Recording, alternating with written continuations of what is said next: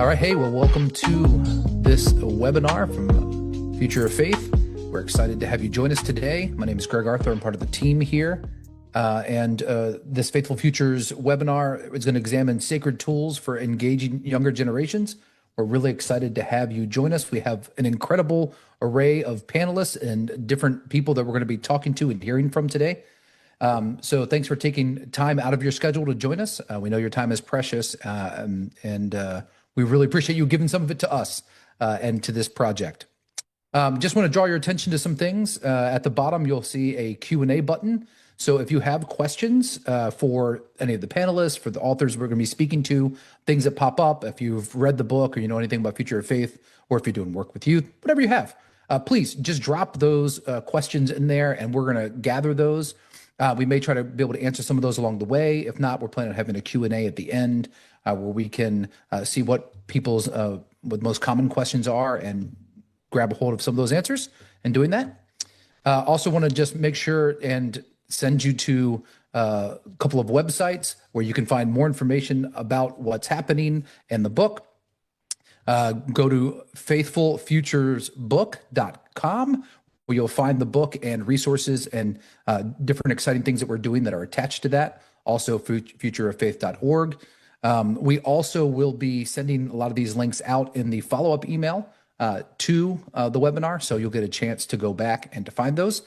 I just want to highlight something I think that's really cool that we're doing, which is the Faithful Futures Fund. A big part of who we are at Future of Faith is we're not just trying to promote our work, but we're always looking to promote and to celebrate others who are doing amazing things and to give them a platform and to recognize them and to celebrate them. And this Faithful Futures Fund is designed specifically for that. We want to help find and identify people that are really doing some significant work, especially amongst with younger generations, and we want to give them recognition and celebrate them. So if you go to the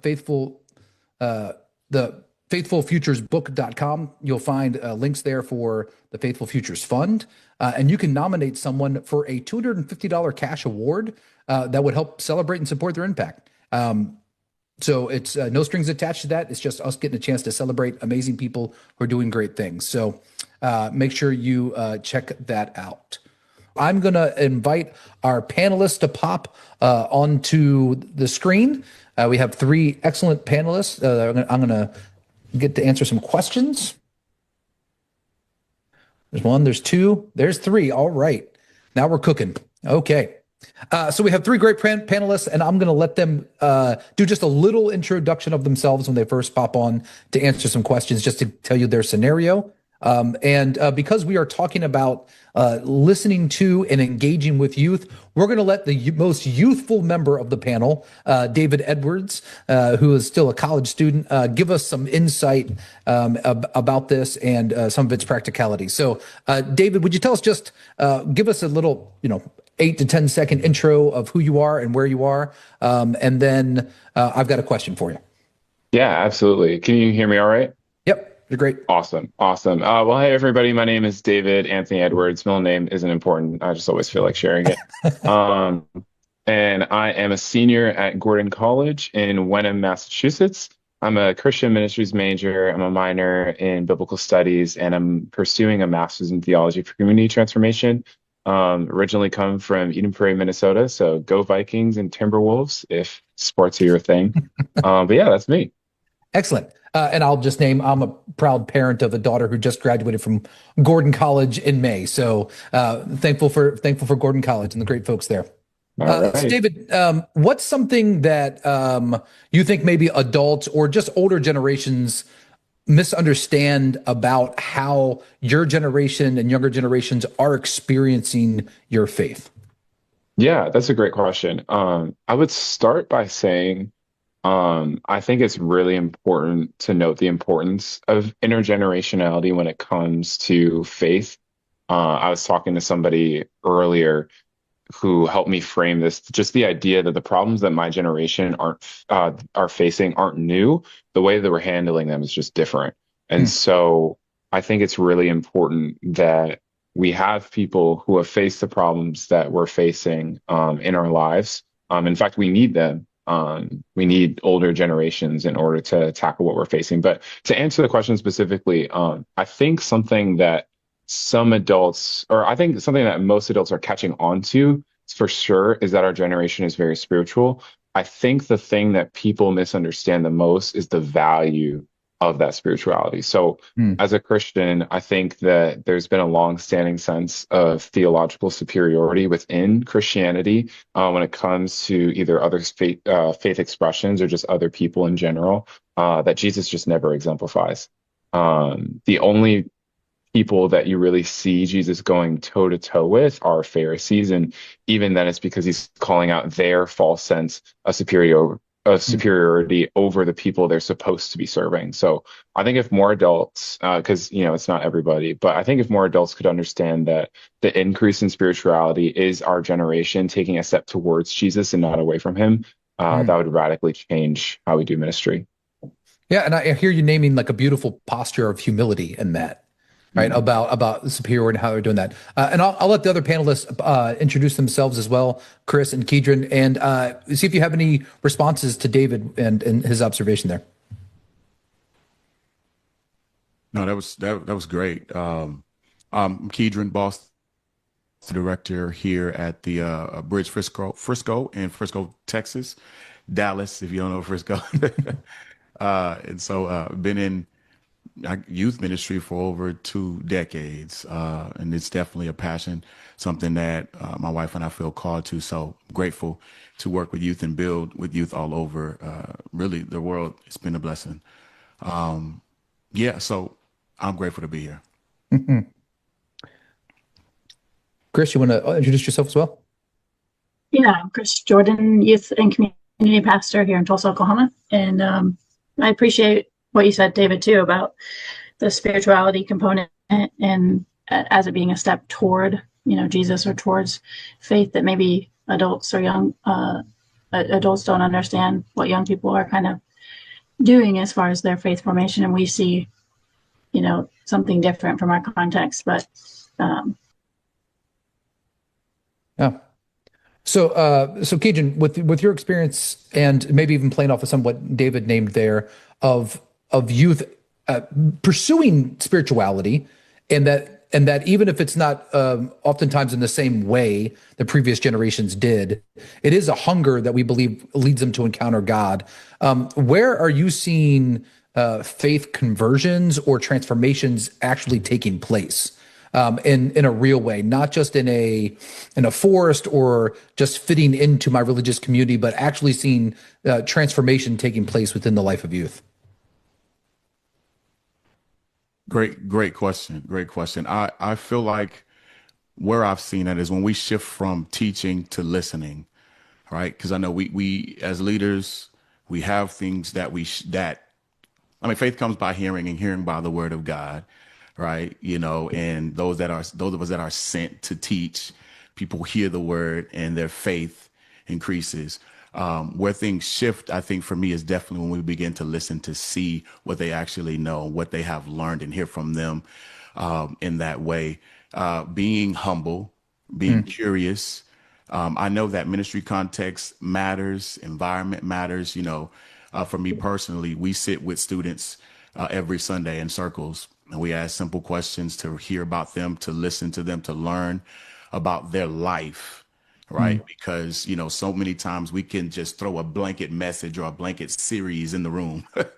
And there are different stories that are going on that may not even, what we are saying isn't even touching the ears and the hearts of the people that are in the room. So hearing and really learning about the stories in the room is important. And the only way we can learn about the stories in the room is if we listen to the stories that are in the room from the voices that are in there. So for me, it's when we stop trying to control the outcome. Because as teachers, you have a point. Like this is where we want to get to. Like that salvation, hands up, surrender. Like that is the work of the Holy Spirit. Like we cannot control that. And I think that's where it really works when we stop trying to control the outcome and start listening to understand instead of listening to respond. Yeah, and the listening as a leader and thinking about like shaping that ministry or as a congregational formation, this recognition that that youth, it's not that they're the future of the church. It's that they're the literal church right now. Right now. And so whoever you are and whatever you're trying to be, who you have right then and their questions, their thoughts, whatever, matter to who you are. And if you position yourselves at, I think some of what David was naming is this humility of that there is something to be learned in the lived faith experiences of our youth, then that I think that has like an impact on the broader church too. Agreed. Totally agree. Kris, any responses to sort of what Keedren's ideas are there, David said, or some insights from your own particular ministry context and the youth that you're working with? Yeah, for me, in my context, I serve a lot of who would self-identify as atheist or agnostic youth. And so that's an interesting demographic, I think, to serve in a religious or faith-based setting. And it's something that I had to learn pretty quickly on is it's not that they're, anti-faith or anti, God or Jesus or learning about that, but it's the experience that they've seen in their local context. So it's like understanding the stories in the room, like Keedren's talking about. If I can't understand what these queer youth or trans youth might be experiencing at school on a regular basis from people who identify as Christian, who are hurting and harming them in some way, physically, emotionally, whatever, then I can't understand where to meet them in their faith exploration or spirituality. Like I can't, figure out that. So I think it's really important to kind of understand those local contexts, or, if something big has happened inside of our school system or family system, and we don't know about that, when they show up on Sundays, there could be ears off, and it takes some humility and some moments to like pause and settle in and be okay with things going maybe a little bit slower than we want them to, or the outcomes, like Keedren was saying, is to not control those outcomes and really be present in the lives of the young people that we get to serve. Yeah. And you guys feel free to unmute and just jump in with whatever sparks you in the midst of that. David, I was going to say, I'd love to add, Kris made a really awesome statement at the end there, just talking about presence. I think, and I'd seen a question in the chat too. I'm sure Megan absolutely answered that perfectly. It was a question of like, how do I connect with young people if I don't have a lot of young people in my space? And again, I just want to point to the life of Jesus. I feel like you can't go wrong talking about Jesus, right? He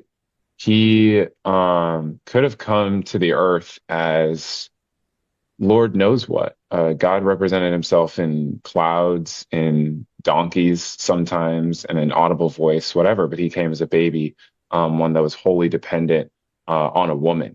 And I think that's significant. And then he spent 30 years not doing anything in terms of public groundbreaking ministry. And I think that and then he spent 10% of that time, right? Like actually speaking and going out, and then it ended in sacrifice. And I think ended in sacrifice and resurrection. Let me get the whole gospel there. And I think that blueprint is really significant. It's like, if you want to reach young people, if you want to connect with young people, or just people in general, I think it's like how much time are you willing to spend? Because the Great Commission isn't about converts, it's about discipleship. And then also like, what spaces are you willing to enter? Because like Kris said, it's about presence. And even like what Keedren said, it's about like hearing stories, right? It's like you can't kind of like the whole premise of Future of Faith is just the idea that like you can't learn everything that you need to know from a Gallup study. You have to have presence in space with the people that you're trying to reach. I think I'm kind of just circling around this point that it all like comes down to like, okay, like how did Jesus live his life? And Jesus lived his life with presence. He lived his life with humility. It was wholly incarnational, and it was self-sacrificing. And I think those things, there's definitely more, but I think those tenets of his life are how you really incarnate yourself into life of the youth. Yeah. That's really good. That's really good. I'm also thinking about testimonies too. Like Jesus also shared stories, and I know I've seen personally, and myself either just telling what God has done as well, right? Because our testimony is very important, and I really try to do my best to help young people share, like know how to share their testimony, how God has changed their life, because ultimately that's how they overcome, by the blood of the Lamb, which is already done. The finished work of Christ is already done, and the word of our testimony, right? So it's like Jesus did his part. Now our part is to tell somebody about what he's done for us personally, because that's the thing. If God has brought me out of depression, anxiety, if he's brought me out of just being XYZ, right? I can share that, how I have overcome, with someone that has maybe dealing with that. And so those shared real stories help as well. So I just want to add that this is good. That's really good. Yeah. Kris, I love that you named that the youth you're working with, maybe ones that are traditionally are found outside of a normal faith community. They're the youth that maybe have felt excluded from or left out of other faith experiences. What sort of misconceptions do you find working with that group that people maybe in a faith community would have about what that work is, or how to be present for a different group that people may not encounter as much? Yeah, that's a great question, and it kind of goes back to like Keedren's point, like the way that he's describing like the testimony and all that. That's language that I could hear, and in that exact way, maybe some of my kids wouldn't be able to hear that, but they can hear that your story is sacred, right? And so I can meet them there, and then maybe at a later date they can get to the point where they could change that to have or incorporate different language that's more, religious in context or Christian in its orientation. And so I think the maybe a misnomer or whatever that I encounter the most is that they really have a lot of reverence with the stories that we present, or with the engagement in like a scripture or a biblical narrative. Once that listening component is there, if I've listened to them and I've heard them and I've met them and I know where they're at, they can engage in that story. And if they don't necessarily digest it in a way that they would, walk out of that space and say, I'm a Christian. They know that they belong and that they matter and that their story is sacred. And because of that, they engage in a way that I think is maybe more of like the planting the seed type of thing. So, we may never see fruition as far as active engagement in the Christian faith or in it in the way that we might see. But, even to David's point a while back, is we might see that spirituality, that blossoming of an interest in the life of Jesus and the different ways in which they're understanding a Christian context outside of some of the environments that they experience as, behavior influence from other Christians, if that tracks. Yeah, well, and just sort of wrap up some of the themes I'm hearing from this of like, if we're going to follow like what David's calling us to, right? Like, okay, well, let's simplify it. Like, how did Jesus go about embodying good news, right? What was this incarnation, the word become flesh, and being present with people, and this ability to make them feel valued and seen, and how that, even as that was in itself a reconciling and healing work, especially for people who weren't seen or heard, who weren't touched, the untouchables and the excluded from that. And so that's a really beautiful way of describing that, Kris, and thank you. Well, this is all the time we have for the panel. You guys have been awesome. Just want to highlight and especially go to faithfulfuturesbook.com, where you can engage with the book and the resources.